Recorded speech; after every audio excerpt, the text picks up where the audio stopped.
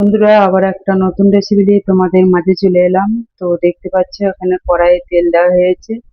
তো এবার আমি দেব, তোমরা দেখতে থাকো। পাঁচফোড়ন দিলাম, এদিকে দেখো আলু কাটা আছে, সয়াবিন আছে, আলু কাটা দিয়ে দিলাম তেলের উপরে। আর এদিকে দেখো আমার তেল দেওয়া আছে কড়াইয়ের মধ্যে, লঙ্কা ফেলে দিলাম। আর দেখো আলু ভাজা, তোমরা দেখতে থাকো।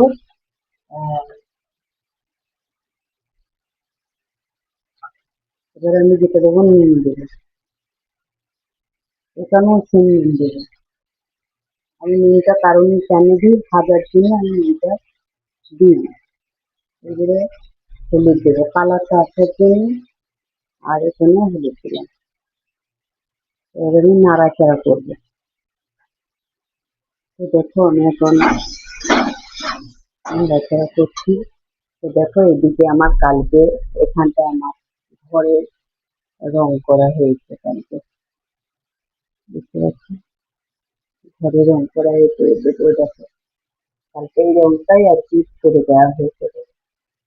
এইখানটা কালো কালো ছিল, এটা অনেকটা তুলতে তুলে দিয়ে। চলো রান্নাটা দিতে এবার যাই আমি।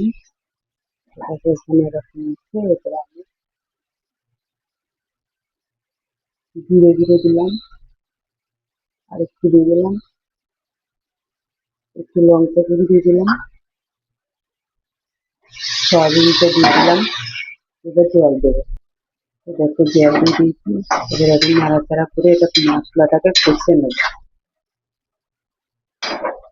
এটাকে কষে নেবো। এবার ঢাকা দিয়ে দিলাম। চলো এটাকে দেখি আলু ভাজাটা কি হলো কতদিন। সেটাই দেখো হচ্ছে।